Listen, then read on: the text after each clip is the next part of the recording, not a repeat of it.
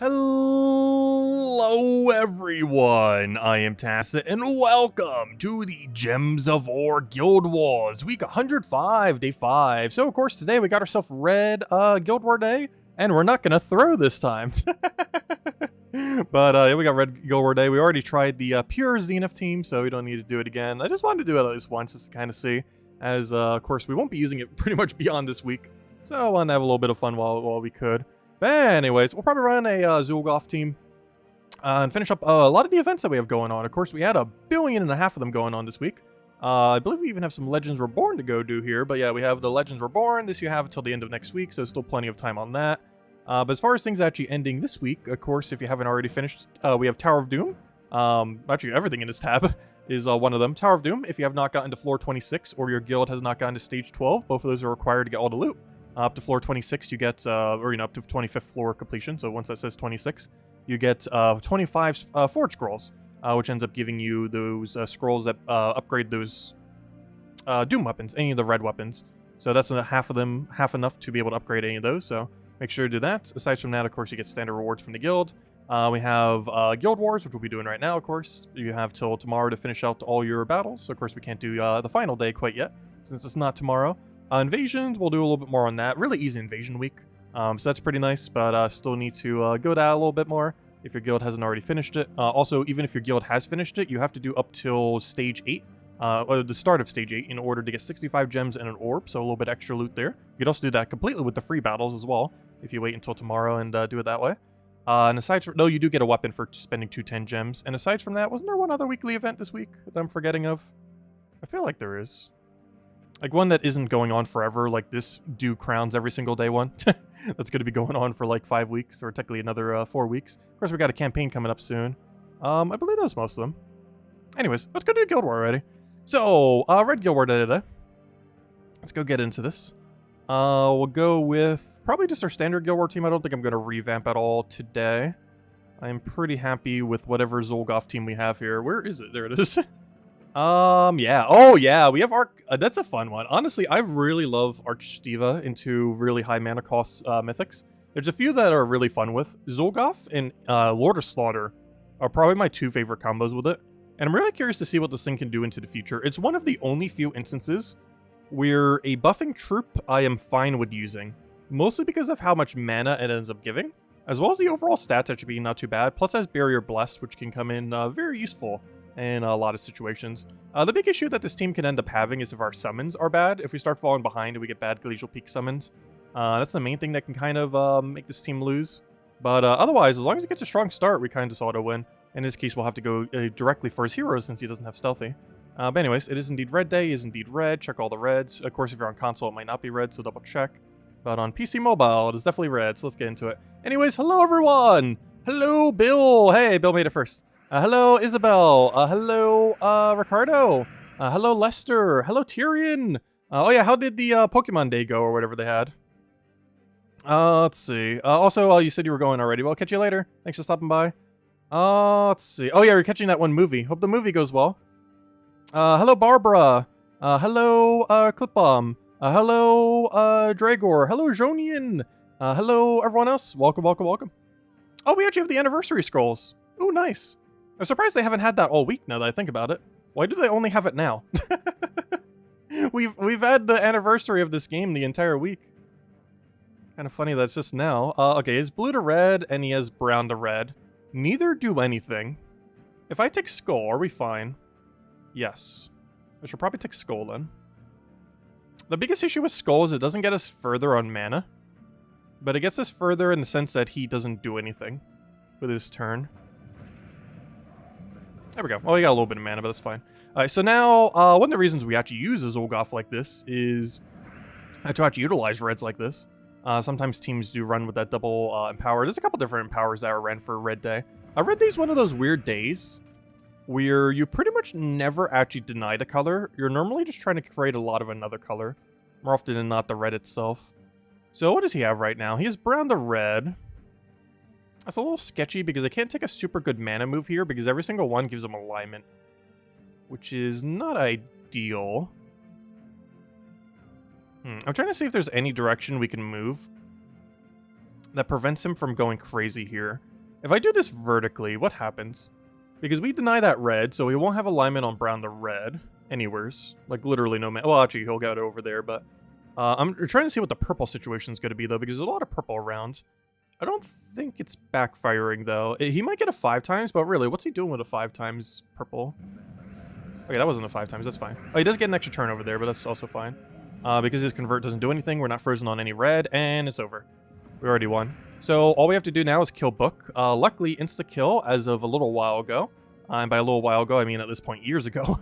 Does have the ability to automatically hit through barrier. Back in the day, insta-kills would not do this, though there were a few exceptions, like Zugov always would, and a few others. However, now all insta-kills do, though Zugov already was able to. But now we don't have to worry about barrier blocking our insta-kill. And now he'll just take a skull, we go and power right back up, and that's match. It's already over. Unfortunately, he didn't die to the skull, and he got extra turn there. So a little bit of value that lowers our score, but oh well. Just click on one of these, boom. Click another skull, boom, dead. Unfortunately, we don't have another skull yet. Now we do. That's not enough damage, so I'm going to take this first. Take our skull. He'll skull us back. It's on barrier, so it doesn't do anything. He didn't even go for it, so thank you. And there we go. Actually, probably should have destroyed. Could have got a little bit extra mana, but oh well. Get that little bit of higher score. Though in the very first battle, I guess doesn't matter as much. Well, 1 down, 4 to go. Yeah, I really like the Zul'Goth Archdiva combo. And a lot of times, his Blessed Barrier is almost more useful than his actual full mana buff. There's a lot of times he gets some decent value from it. So what do we even need here? Obviously, we're in a pretty similar situation where he has blue to red and brown to red. Blue to red is ideal if he was to cast. Brown to red, not so much. Though we could set up into quite a few things. You know what? It doesn't matter either way. As long as he doesn't cascade something really crazy. Alright, we won. So that was a quick match. Oh wait, we're frozen on the other one though. I still need to do that move though for the extra turn denial. But that's a little unfortunate. That is a move we had to have taken regardless. Okay, so now we're in the we must take brown to survive stage. Though first, let me go take a skull over here. I'll skull us back. He might actually fully kill that, which is slightly concerning, but I think we can get enough mana in time. It might look like we are behind. However, once we start casting, we should hopefully be fine. The biggest concern here is him denying the other color that we need. We're denied on red, but that's a lot of mana right there. So we'll do that. He'll skull us. That's fine. We're about to get a billion summons. No! Oh, good. He didn't get the mana drain. Wait. Oh, we got saved by unupgraded Book. I was going to say, where's the mana drain? Oh, we just got so hard saved right there. Also, we just got summoned the Doom. I forgot you could even summon that. Oh, that's funny. I think that is the first time I've ever actually summoned a Doom. I didn't even realize it was possible, but I guess it makes sense. It's from Glacial Peaks after all. There's just very few situations, because the only way you could ever summon a Doom is if you summon something from a specific kingdom, one of the 6 that has a Doom. And this is one of the only few things in the game that can actually summon it. Or summon one of them. Kind of forgot those exist. This is actually really good because he has Invulnerable, which he doesn't have an insta-kill, but also gives immune to a bunch of other annoying things that he has, so we're good to go. Most notably being Elementalist. He is immune to everything Elementalist will do. Anyways, we'll go throw an Angry Mob here. Unfortunately, didn't get the summon. I guess we try for a second Glacial Peak summon. As much as I kind of want another Angry Mob. But yeah, I think we're getting hard carried this match by 2 things. The fact that we summon a Doom, one of the few situations where Doom is actually really good. And the other thing that's actually helping us out a lot is he doesn't really have an upgraded Book. Like, non-upgraded Book. If he had an upgraded Book, we would have been dead ages ago. But his non-upgradedness is actually making us win. I kind of want to cast this, but I really don't need Blue Creation. Also, the other summon we got is horrifically bad. I guess that balances out the really good summon we got. Ooh, he killed Hero. Ooh, that's sketchy. We're not frozen on Skull, so I can take that. We definitely want an extra turn here. He doesn't have any kind of weird summon or anything. We definitely need a summon there. We did get it. Good. Unfortunately, got immediately denied, which is the problem of not having a Doom anymore. Luckily, I can keep doing this and get some pretty good damage pressure, even through Entangle. The only problem now is this guy is about to die. But now we have actually capability of hitting with skulls again. This is such a strange fight, but hey, we won. It's always nice having those backup summon options. Particularly Angry Mob. Angry Mob and Arachnin Weaver have such an insane comeback mechanic when they start falling behind. Because they kind of just win. Also, should take Neck Green first. Whoops. Mistakes have been made. I think we just take brown here. Ideally a brown cascaded, but I guess we just take a standard brown. Because I don't want to give him extra turn or anything. Ooh, that's a bit of a convert. We can still lose this. This isn't over yet. Oh, never mind. It's over. Wait, we had Enrage. Never mind. It's over. I did not account for Enrage. He does get Enrage every time you get a kill. And that one was summoned before we got the kill. Alright, that fight was kind of sketchy, but hey, a win's a win. Score suffers from it, but still win overall. Oh yeah, that reminds me. I almost forgot. I was going to go over it slightly during this stream. Because it was a kind of a brief thing. But, I just forgot to take a skull because I was talking about the thing. But, one of the people of the community ended up believing that makes the little graphic thingies. Also, I am probably going to take this extra turn. I know I am frozen. We're probably still going to take it. But, Hawk. Hawk actually ended up leaving Gems of War, unfortunately. She normally makes the graphics. One of the most noteworthy ones that we show probably every single week is the graphic for the weekly tasks. But yeah, she normally does that. So we might not have that as a guide unless the other person that normally does it takes over. Also, that was a super lucky extra turn. The way that this works is the Barrier Blast actually takes effect before the check on freeze. So if you get lucky on him and he ends up doing it on himself, you don't end up suffering from the freeze, which is what ended up happening there. But yeah, she ended up leaving, unfortunately. But luckily we do have someone else kind of taking over the role, but not completely. So I'm not sure if we're going to have the graphic for that every single week now. Or whatever other thing she normally does. I think Sigur's pretty helpful. She started doing that the last few years. What do we need here? I'll take a Zolgoth over there. Though we're never going away. Until they shut down the servers. We're here forever. I still feel like Gems of War's free-to-play model needs to be in so many more games. The biggest issue is that there really isn't another Gems of War. Or at least not of a game that I really like. Just because it just has such a perfect free-to-play model. Or maybe not perfectly perfect, but you know. It's just so good with how many resources it gives for free. And so many free-to-play games these days just completely money-lock premium currency, rather than allowing you to earn it through standard gameplay. Or they lock it to such a small degree where it's pretty much like they're giving you none. Like, I think Overwatch technically did that, where they, like, hand you some of the premium currency. Or, you know, the Overwatch 2 remake. Because that's, like, not a good setup for it. Like, they basically give you some of the premium currency, but they give you it at such an absurdly slow rate that it's essentially them giving you nothing. It's, like, just pseudo there for the sake of being there, rather than, you know, actually giving an adequate amount. Because Gems of War gives you enough. Like, when you reach endgame in Gems of War, you get enough resources to participate in all pieces of content, other than battle passes, or, you know, the paid side of battle passes, but all other pieces of content without paying anything. And all battle passes are earned after the fact, so you don't have, like, a FOMO effect or anything, which is good, because I'm, like, an ultra completionist. And that's one thing I absolutely hate about just battle passes in general, is almost every game's battle pass content is never available again, or if it is available again, it's, like, ultra money locked. Where, like, one piece will be more than, like, the entire battle pass cost prior. Which is something like Fall Guys did, and obviously many others. But, in Gems of War, you just earn it all later. Like, you can completely skip a battle pass and get most everything later. Except maybe the pet. But, some of the pets have returned. Though they have not returned with much consistency. I think only 3 of the past seasons have. But, still, the pet doesn't matter too much. It's just cosmetic. But everything else returns. All the troops, all the stats, all the everything. We'll take that for extra turn. What do we need here? I need mana. I'll take that for mana. Alright. We need brown surge. That isn't... Oh, no, never mind. Wait. I have enough natural... Wait, I have +2 brown? Oh, I do. Okay. Never mind. I don't need brown surge. I just need to take brown. Because +2 brown actually moved us to exact number. Very convenient. Can we kill him? No. How about now? No. I should just use the other thing on him. I was considering it, but then I was like, we'll go for the greedy extra mana. Let's kill him with the skull now, play it safe.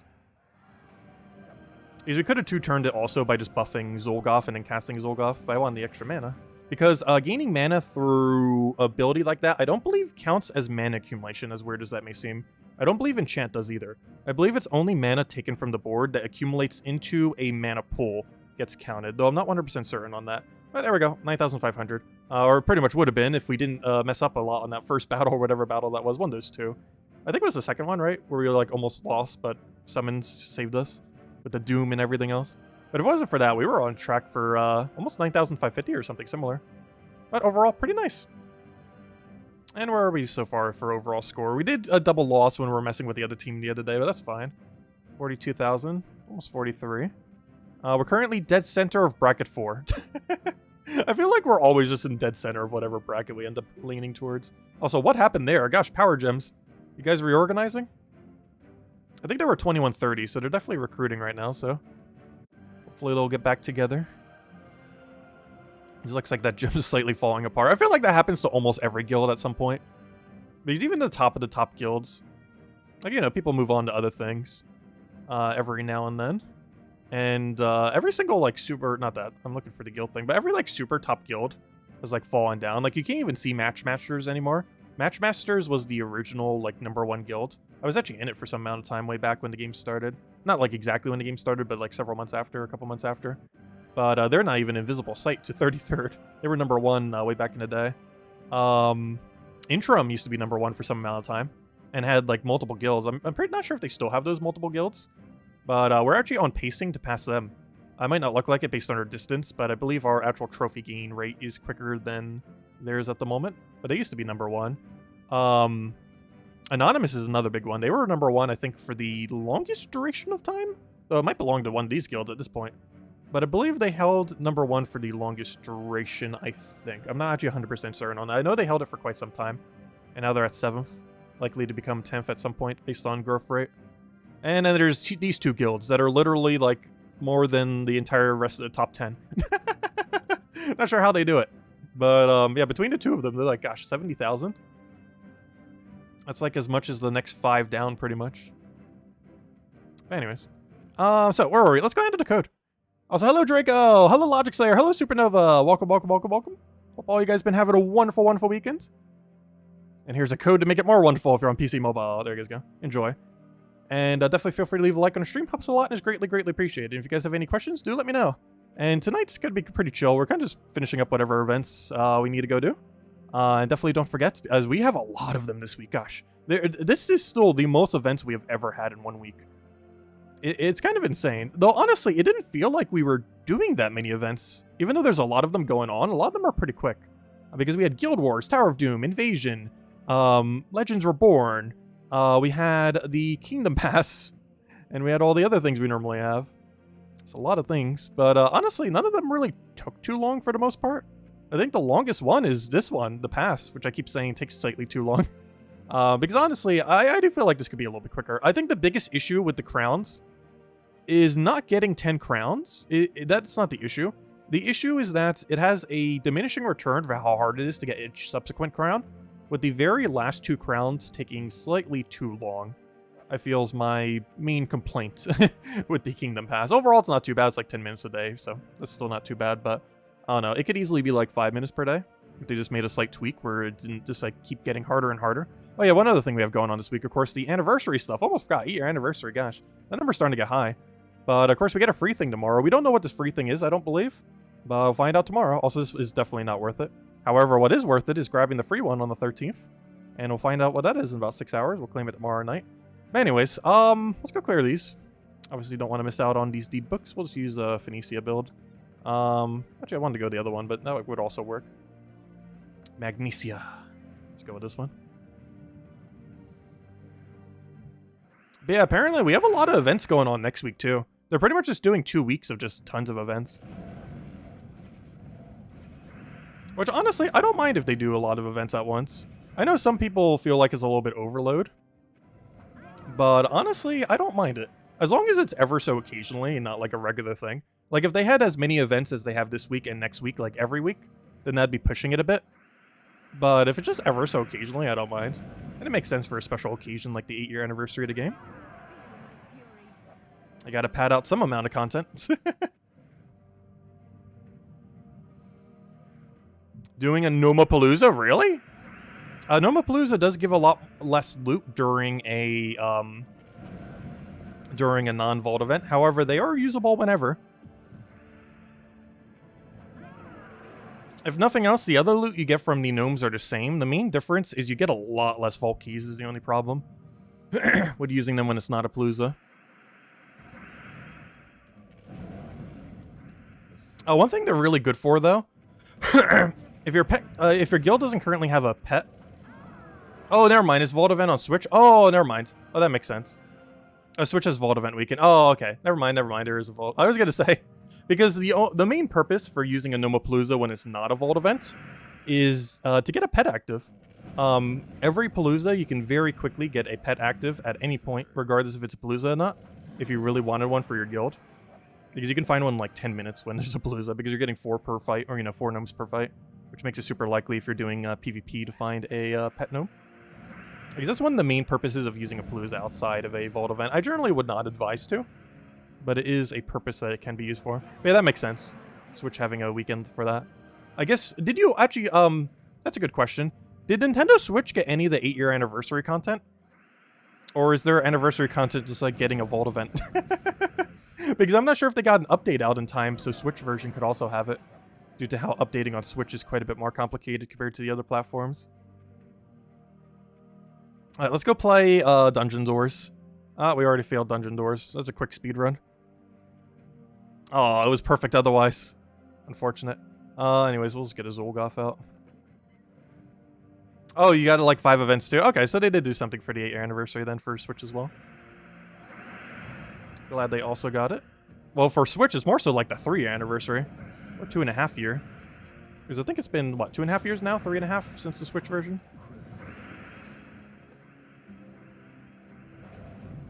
Also, you know what I still haven't sent a support ticket for because I always keep forgetting? I have not set a support ticket to see if I can get my VIP points from my Switch version over to my main account. It's not a lot. I think I spent like $70. Because we grinded it like crazy the first month or two just for the fun of it. I made a couple videos on it. Early game guide, just a bunch of content.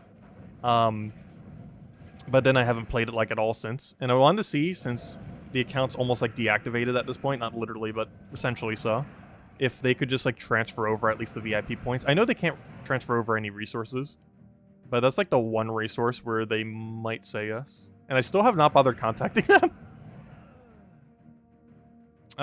Yeah, I think it was 70. Was it 75? It may have been. Unless I did something for $5, because I know I did 2 things. I did the Ring of Wonder, and I did the Death Knight armor, back when it was $50 instead of 20 or whatever it is now. Because Death Knight used to be 50, but it gave a bunch of other loot with it. Like a lot of gems and a few other things. But now it's like 20, but it doesn't have like all the other fluff in it. Which honestly, I feel like a good thing, not a bad thing. It's a lot more accessible, because it doesn't have all the extra resources fluffing out its price. Because generally if you're buying Death Knight armor, you're buying it for obviously Death Knight armor, not the other loot that it comes with. And they kind of realized that and lowered the price quite substantially. And now it just doesn't come with all the keys and all the gems and everything. Just simply the armor. Which I think it still comes with something else, but it's not as good as the something else I had before. Actually, can you even see the bundle anymore? I don't think you can. If you already have the bundle, I don't think you can actually see the buy bundle for... I don't know, actually you can. Here it is. Yeah, it was only... Oh gosh, they stripped everything from it other than the armor. This used to give like 1,000... I think it was 1,000 or 1,500 gems. But I think it was like 1,000 gems. It gave you like enough keys to get like probably a mythic, most likely. Like it was like almost 1,000 in keys as well. Like 1,000 gems worth of keys, 1,000 gems in just gems. Death Knight armor. But it was like $50 instead of 20. But yeah, now they just stripped all the resources from it.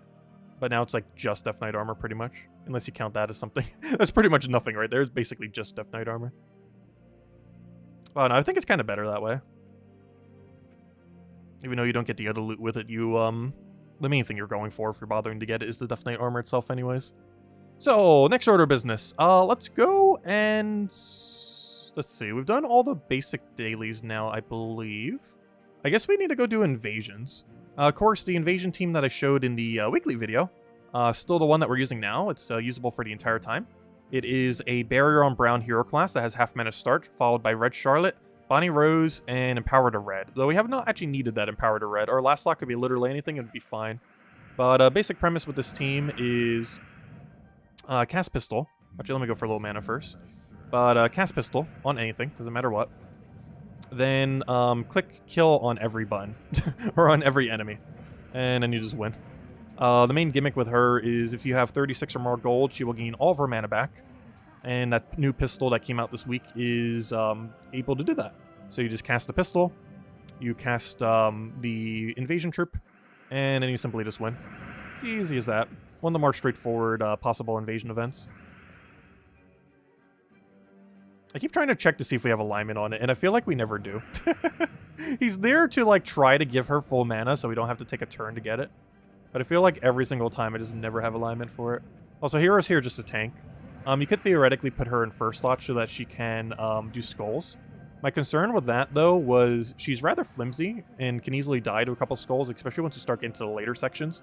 So I figured I'd keep her in second slot to make sure she never dies. Because worst comes to worst, all you have to do is keep casting her. We could even put Axe Blubber in front of her if we really wanted to. If we really find that we're starting to die a lot. That or just start taking more browns off a hero to make sure we never die. Yeah, it's a really straightforward invasion. She's also insane if you ever get her in arena run. It's a little bit harder to get her gold in arena, but once you get it, it's so auto-win. It's not the biggest auto-win in arena, but it's a really fun one. It's a gimmick rather unique to her, in that there are a few others that kind of have this mechanic, but not to the same degree that she does. There are a few similar troops, though. Hers is rather unique in how, like, immediate she does it. Also, one of the gold boost ratio troops that does not need a lot of gold to function. Some gold troops that have boost ratio require, like, 50 gold or, you know, max stack of gold in order to start functioning. Where you just need 36, like 1/3 the bar, and you're good to go. I didn't do pistol yet. I need to make sure I do so, otherwise we don't have enough damage. Or not enough gold, I mean. Because if we don't have it, we won't get all of our mana back, which of course is our main gimmick.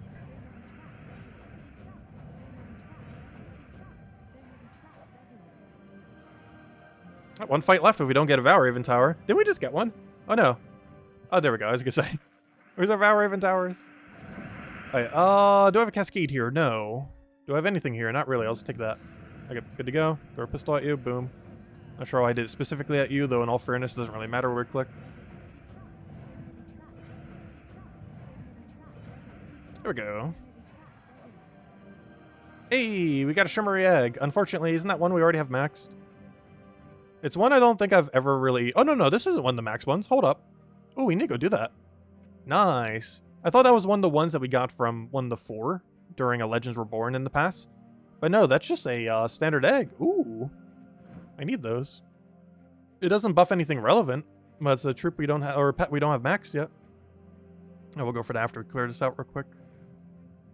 Since it's on a time limit, they'll easily get around to it. We could put it off for the rest of the stream and still get around to it in time. Maybe around for an hour. I always like doing them in case I forget. Because I've definitely done that before. Especially off stream. Have any of you guys done that? I'm pretty sure. I'm pretty sure it's decently common. That or I'm just that forgetful. But I'll, like, off stream, see a pet. It'll be at, like, 50 minutes. And I'll be like, oh yeah, that's plenty of time. And I'll start doing it. And get, like, maybe halfway through. And then an hour later, I'll remember, like, oh yeah, I still need to go do that pet. And then I'll check it, and it's like, oh, it expired. I do that way too often off stream. Like, generally, if I'm playing Drums of War off stream, I'm, you know, like, multitasking multiple things. It generally doesn't have my full attention. Unlike when we're streaming. But, that doesn't happen so often.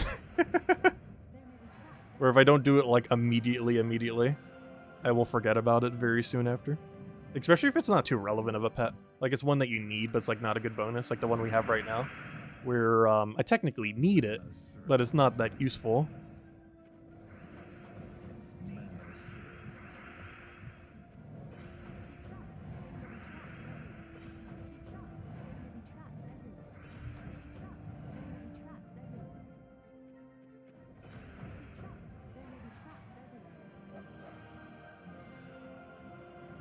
You feel like Death Knight armor is basically the box cost? Pretty much.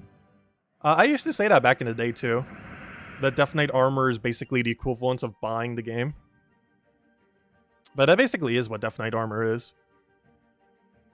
A little bit less so these days, because you don't get a bunch of troops and everything with it like you used to. But it still kind of is. The equivalence of buying Gems of War. Not quite the same, but the amount it cuts down on grind is quite substantial.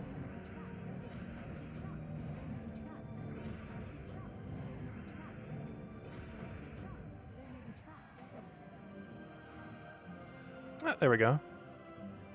Oh, it's definitely not required, though. Because between Dragon and Celestial Armor, you get a pretty similar bonus. Though you do have to spend gems to get them. Which, of course, you get plenty of gems over time, but as you're first starting out, it's a little bit harder to get 500 or 1,000 gems. Whereas later in the game, that's obviously a lot easier. Anyways, Pet Rescue. Let's go do this. Because as I mentioned, if I don't do it now, we will forget. So let's do it now. And I believe the only other thing we have to go do then is Crowns. Tech Leader's Legends Reborn. I might save it for tomorrow night, though. Or we might do it tonight. Oh, no, we have plenty of time. I guess we could do it tonight. Because Legends Reborn takes, like, what, 10 minutes? 15 minutes? Because in total, I believe to do the entirety of Legends Reborn, assuming you're not reading it, though I'm not sure if other people read it, but assuming a person is not reading any of the storyline, I believe it takes a little under 2 hours. Whereas if you're reading it, probably closer to like 2.5. Maybe a little bit less than that. It doesn't take that long to read it, but still. It takes a little bit longer, obviously.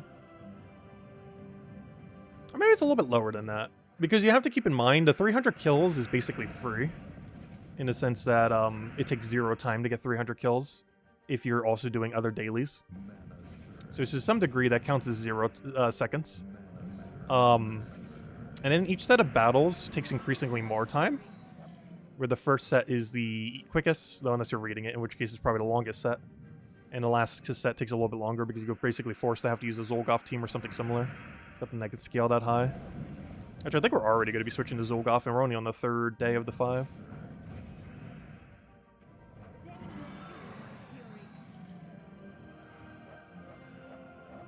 Uh, 1 a.m. pet rescue when you get 2 battles and fall asleep. I don't think I've ever fallen asleep and missed a pet that way.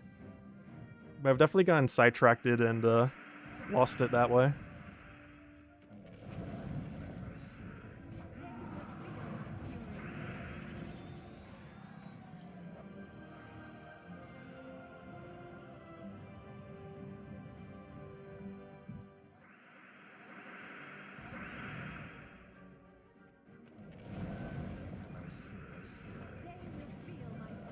Alright, luckily that's still enough to kill. Unfortunately, this next fight we will not have enough damage.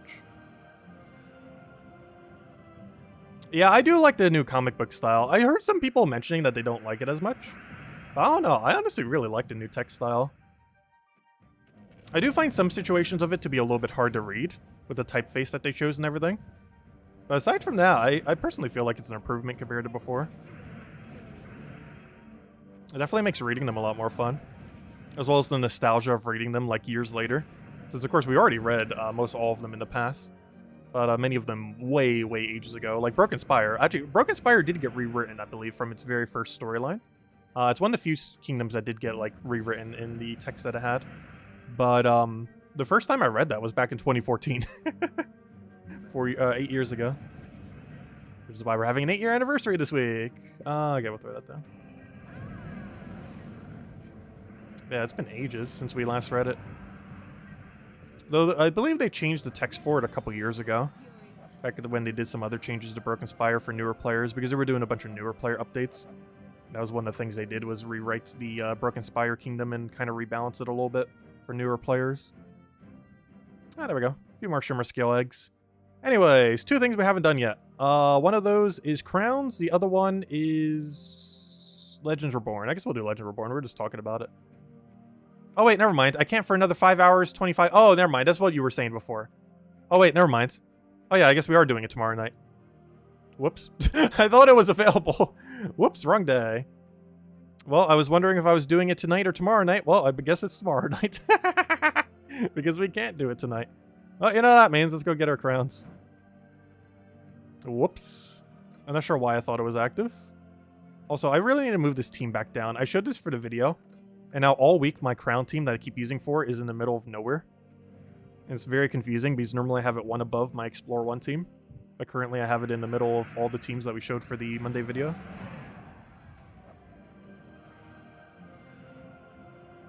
What happened to update? We did get a really small mini update on Monday. It did not have a patch notes though. It was mostly just a very small bug fix and kind of maintenance patch. It was such a small patch that it didn't actually count as a patch number. Are we still maybe getting an update next week or something similar? I'm not sure. Either we're not getting one this month. Early December is the next update then. Because I'm not sure if that update was actually counting as the update they were having planned around this time. Because all the files that they needed for the anniversary stuff was already in the game. So they didn't need like a major update for it. Because we are technically in version 6.6.1. Due to last Monday getting that little mini update. But it was such a mini one, they didn't even do a patch notes or anything. As you can see right here, it's 6.6.1 instead of 6.6.0. But it's not a major update. Every major update is either a 0 or a 5.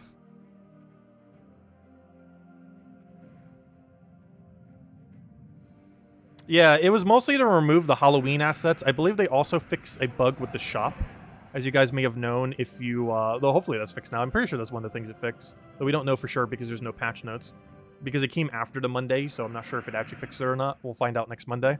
But one of those things that it also probably fixed out was the shop. So now, at reset time, you should be able to get the Glory Troop immediately.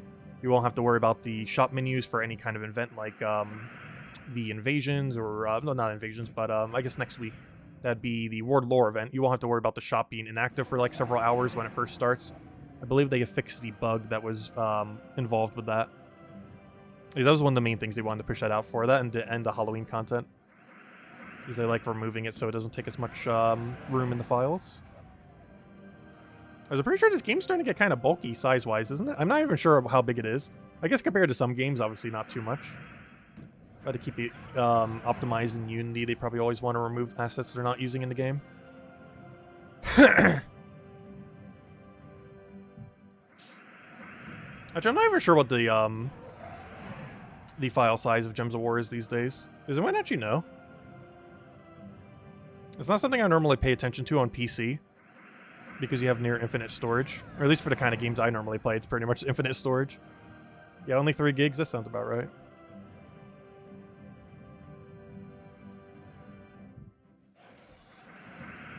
If the game is 8 years old, why aren't we in version 6.8?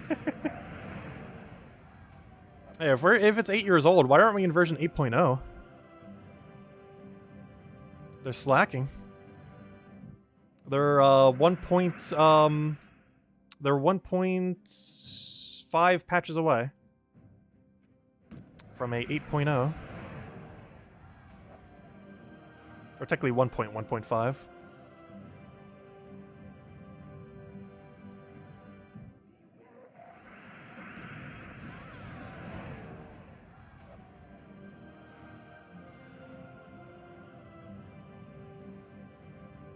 I'm kind of curious what we would have in a 7.0 patch at this point. I feel like they're slightly starting to run out of ideas. Though, one thing I really hope they will do eventually, which I'm pretty sure they're never going to do, is, since Puzzle Quest 3 is kind of failing, bring over all the good mechanics, not the bad ones, but the actual good mechanics from Puzzle Quest 3. The main ones being real-time co-op. Because that would be absolutely insane if we get like a raid system with real-time co-op for Gems of War. It's probably the best feature their other game has. Though to try to code it into Gems of War would probably be a lot more complicated.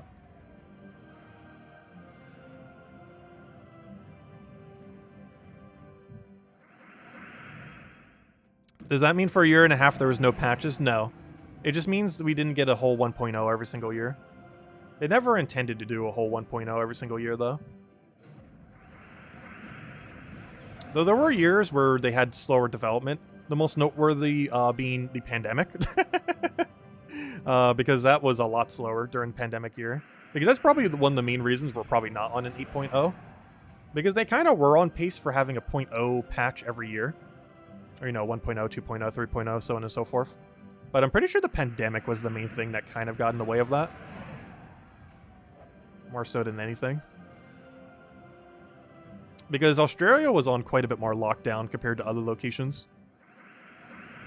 Where, like, they could barely even work a lot of times during the pandemic.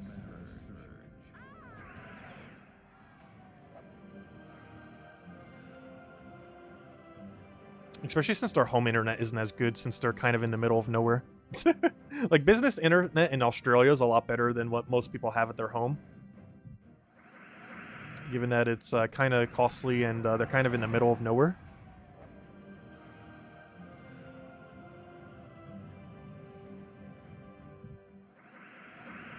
Yeah, they have been worse and worse over the years for taking community feedback. I remember when the devs, particularly Surian and Nimhane, used to be on the forums. Those were good times. The first, like, 2 years, 3 years or so, like, they were, like, literally on the forums, replying back to, like, almost everything. Like, you could just chat up with them randomly. Like, I've probably had Surian replied back to me, the lead developer of the game, like, 50 times in the first 2 or 3 years of the game.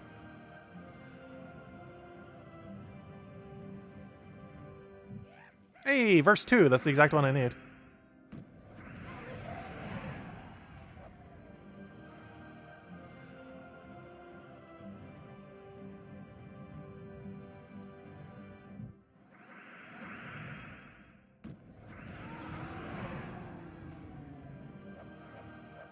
You're having Scarlet and Violet install on your Switch? Oh yeah, I still need to go pre-download those.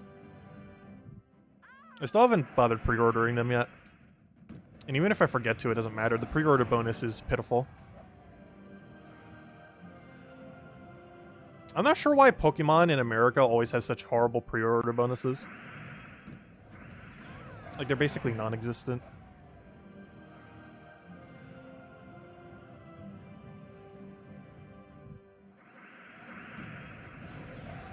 Because generally, I pretty much never pre-order games. Unless I know 100% for sure, like, you know, I'll be playing it at launch or something similar. Just so it pre-downloads. But, like, there's never been a single game where, you know, you would get it because of the pre-order bonus. However, I do wish games I would actually buy would have better pre-order bonuses. Because if I'm going to be getting it anyways, it's like, oh, that'd be cool if I get, like, something extra. But a lot of them just have such pitiful options. Of at least the games I generally pre-order.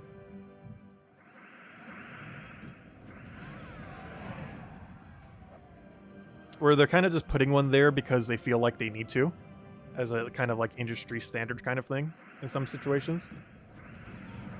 It's always such horrible, pointless stuff.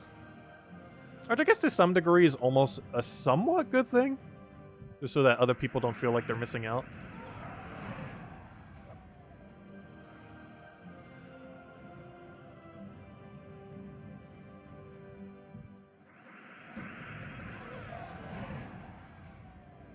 Yeah, I'm referring particularly to digital versions. Because I'm getting the digital version for it. And I think all it gives you is enough resources that you would get within like 5 to 10 minutes of playing the game. Like, it gives you so little resources that the amount of time it takes to find the code from wherever they gave it to you, input it into the game thing, takes longer than it is to actually earn the resources by playing the game. It is that bad. Because I don't even think I used the one for Sword and Shield when I got like the Shield pre-order thingy like 3 years back. Because the amount of time it would have taken to use the code was longer than the amount of time it would take to gain the resources in-game. Which is kind of sad.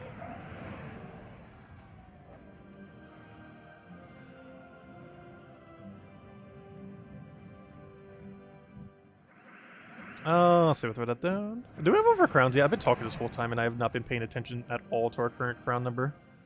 We are at 8. And the way you can tell if it's 8 is assuming you get it to 0 every single time and you claim the loot every single day.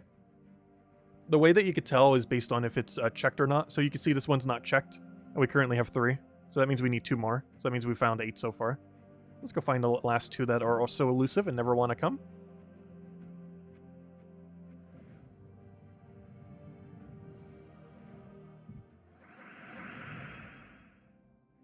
Why is Zenith so hard to get? Oh yeah, it's completely in the random drop table of legends. It is in the Glory Gem Guild and VIP chest drop table.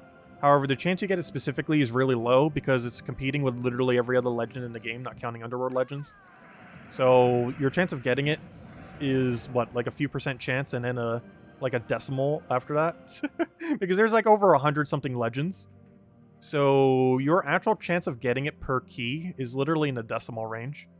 Because, the chance of getting a legend, let's say from a gem key, for example, your chance of getting a legend is 2%. However, that's not your chance of getting a Zenith. That's your chance of getting a random legend. There are over 100 legends in the game, meaning that per key, your chance is less than 0.02% chance that your key will have a Zenith in it.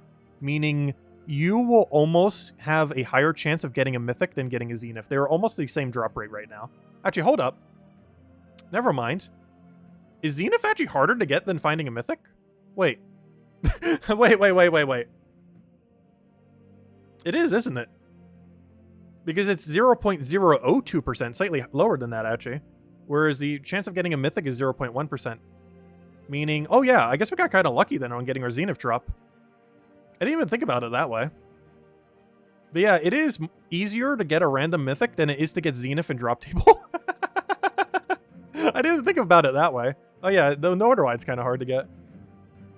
I didn't bother putting it that way yet. But yeah, it is actually harder to find Zenith than it is to get a mythic from a similar drop table. Yeah, I have 3 Zeniths. One was the one that you got from the thing, so I found 2 Zeniths so far while trying to get the 1 mythic. It's one of the reasons why I said wait until a new mythic comes out to probably get it. Like we did with the most recent one. Because the odds are basically the same. If anything, it's actually harder to get the Zenith, in theory. Relative to mythic chance. How many legends are there? There's at least 100. I don't remember the exact number. You do have to minus all Underworld legends, though, because Underworld legends don't count towards it. It might actually be a little bit under 100. Because with Underworld legends, it's definitely over 100. However, Underworld legends are not in the drop table of Glory Gem Guild and VIP chests. So even though there's over 100 legends in the game, I'm not sure if there's over 100 legends that are in the drop table necessarily. So I'm not sure what the exact number on that would be. The way to find out would be to count every legend in the game, subtracted by 35 or 36. How many factions are there these days? 36, right? So you'd have to add all the legends in the game and then minus 36 from it. We could technically get that number real quick if we really want to. Because first, let's see how many factions there are. 36. You can also see over here, 36. And then you subtract that from total number of legends. And it's actually slightly quick to count them. We go down to legends. We go down to the full tab. 1, 2, 3, 4, 5, 6, 7, 8, 9, 10, 11, 12, 13, 14, 15, 16. Oh, you have to get rid of the other things too, though. Wait. Oh, this is harder to count than that. 17, 18, 19, 20, 21. All right, let's just say 21. Because we also have to subtract all the things. So we take that into calculator. Because I forgot, you also have to subtract all tarot cards. And a few other things. Like the imps. So it's 21 times 8. So that's 168. Subtract 36. That's 132. Let's just subtract another 22 from it. There's about 110 legends in the drop table. So yeah, number I said earlier is basically correct. It's slightly under it's slightly under a 0.02% chance that per key you open will have a Zenith in it. Which is actually about 5 times rarer. It is slightly higher than 5 times rarer than a mythic. Which, putting it that way, actually makes it seem kind of rare. But yeah, it's like about 5 times rarer than getting a mythic from drop table. Unless you get lucky on it. Unless I'm doing math wrong somewhere.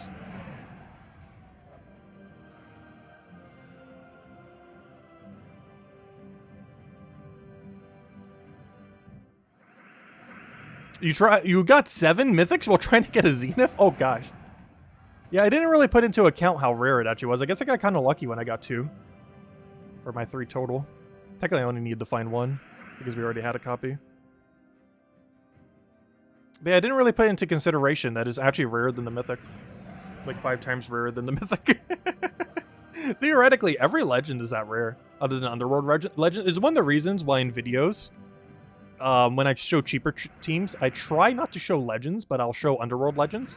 The main reason for that is Underworld legends are substantially easier to get. Because we were just saying from a gym key, it's a 0.02% chance to get any specific legend. Slightly lower than that. However, you know what the chance is to get it in any portal? It is 2.97. Which is over 100 times more common than a standard legend. Plus, it uses a currency that is easier to obtain. Well, maybe not easier to obtain, but, you know, it's a different one that you don't have to worry about spending as much. You can just kind of spend it all whenever. But it is over 100 times more common. Actually, over 150 times more common to get an Underworld Legend than to get a non-Underworld Legends. Which is why I normally show them in cheap teams. Because they are 150 times, theoretically, they are 150 times more common than a standard Legend. Which, I never actually bothered doing the math that way before, but that's actually kind of insane. I knew they were more common, but putting it that way, they are theoretically 150 times more common than a standard Legend. Which is a lot. Anyways, anything else we need to do? I believe we've touched on most of the things. I guess we'll just do some explore farming then. Because unless I'm forgetting an event, I believe we are good to go. Alright, let's just go do a couple chests then. If I could find any of them. Trying to find 20%. Where are they all? There they are. They're hiding next to each other. And we'll do Zulgoff, of course. Is that Cedric's drop rate? No. Honestly, Cedric might theoretically be more common than a specific legend from Gem Key. And the main reason I say that is because it depends on how many Vault Keys you have. Because Cedric is decently common. I believe within like 20 keys, you're almost guaranteed a Cedric. Not literally guaranteed, but I'm not sure what his exact drop rate is. But it sure feels like it's like 1 in 10, 1 in 20 or something.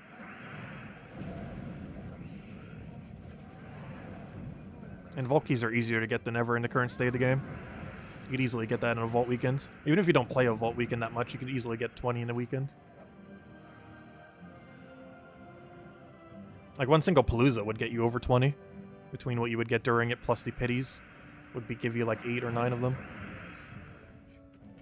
Just from pity alone.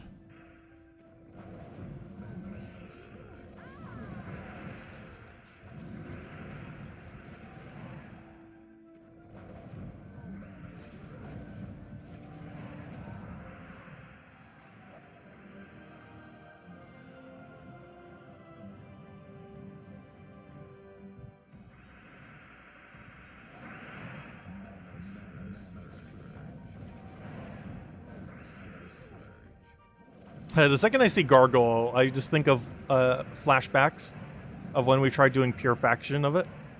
And my need to kill it just goes immediately towards it. I'll probably like click on it every single time I see one. Oh no, 2 of them. Oh, never mind, that's not 2 of them, it's the same color. Just because of how annoying they were. It is one of the only factions I did potionless. Back when potionless was quite a bit harder.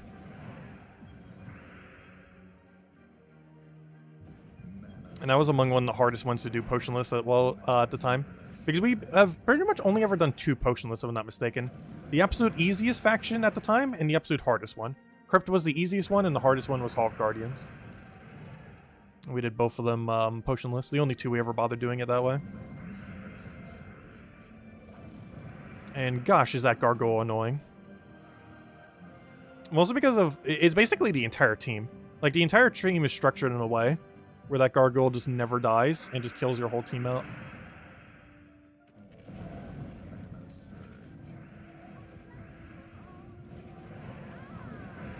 Also, luckily, Bless does not have a mean insta-kill.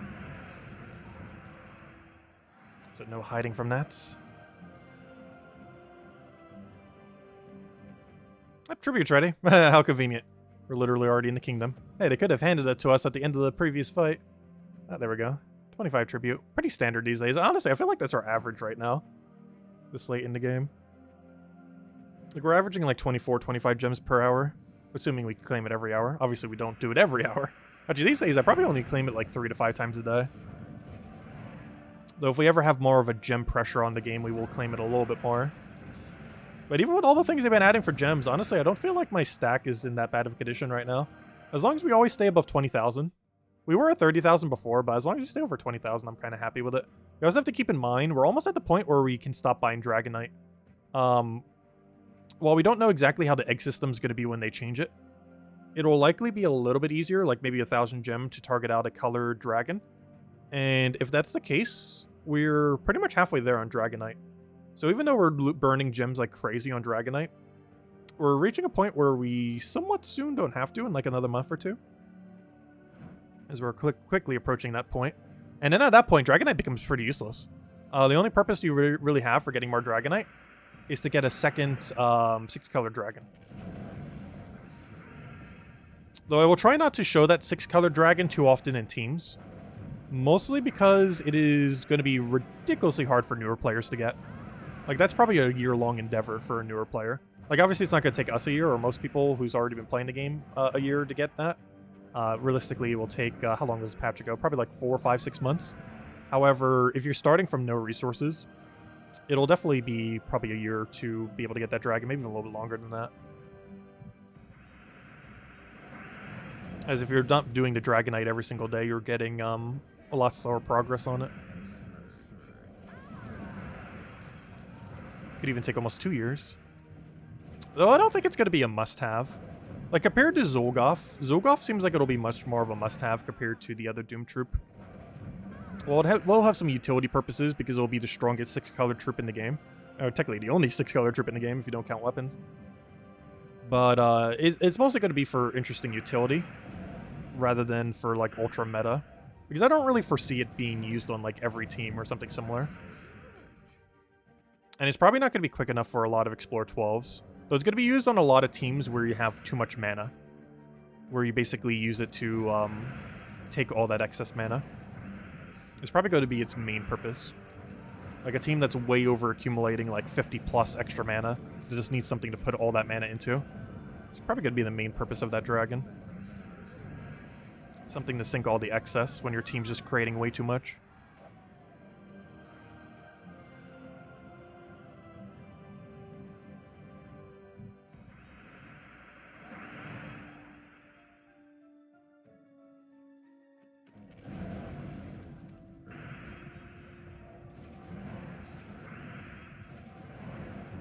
Yes, I'm hoarding Dragonite. The main reason for this is they're tweaking the way that you can spend Dragonite early next year. Probably the first or second patch of next year. And this will be making what you can use Dragonite on slightly different. We might be able to target eggs directly, obviously at a higher cost than, you know, doing it the other way. But if you only need the last one or the last two, it'll probably be more efficient to do it that way. We'll really just have to see what the prices are when they end up changing it. But we do know from things that they mentioned a month or two ago that either the first patch or the second patch of next year shall be revamping that system. And the reason I'm hoarding all of my Dragonite right now is currently if we tried opening eggs, we could leave with 0 additional dragons. However, if I just hoard it all, we can guarantee, or probably guarantee, our dragons. So even if it costs us a little bit more Dragonite, or not directly more, but you know, it ensures we don't get unlucky. Is essentially what we're doing. So I'm kind of just hoarding it and waiting till they do that new system. And then after they do that new system, I will determine if we're going for random eggs or interacting with the new system to get them. Whatever that may be. And I'm ideally trying to get all the Dragonite, so the second they do that new system, we can just immediately get it. Because we're going to go from having only 4 dragons to immediately having the 7th. Assuming that patch does it correctly. Which hopefully it will. Because basically the day that patch comes out, we will go from 4 dragons to all 7, as well as the weapons. Because that's pretty much the game plan. Is to ideally have enough Dragonite by January, February, March, whenever it rolls around. And then immediately have the 6-color dragon, as well as the weapons. So the weapons isn't as useful as the 6-color dragon.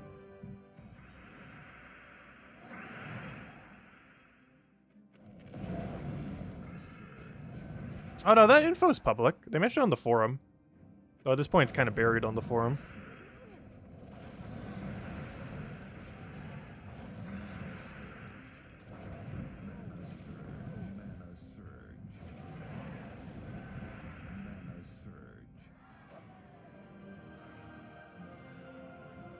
It's actually one thing that's kind of unfortunate. There's a lot of useful info that gets posted onto that forum that over time gets completely buried and kind of then doesn't exist unless you are really good at finding where Arnifix is.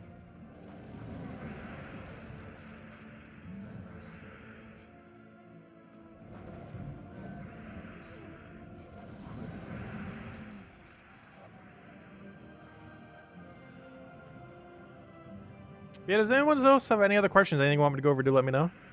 Because I think after this next chest we'll call it a wrap. And then tomorrow night we'll finish out everything else for the week.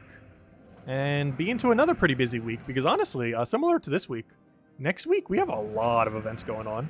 Not as much as this week comparatively, because honestly, nothing's going to compare to how many we had this week. It's the most we've ever had in the history of the game. But we still got quite a few things going on next week, as well as some of the events from this week still carrying over, like Legends Reborn still going to be happening, the Kingdom Pass is still going to be happening, stuff like that. And we're also getting a new campaign, like entirety new campaign starting, all that good stuff.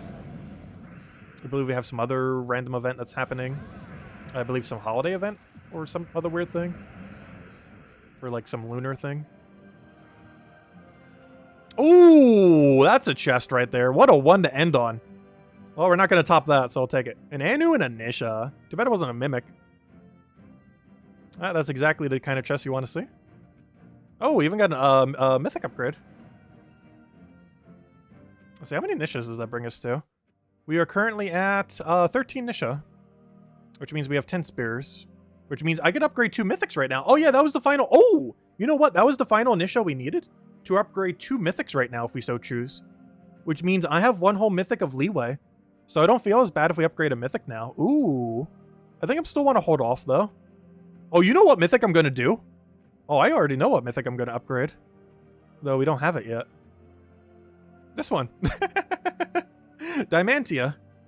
Because it gets 8 to all damage. Sorry, why did I say 8? I mean 6 to all damage when it's fully upgraded. But yeah, we'll upgrade this little guy.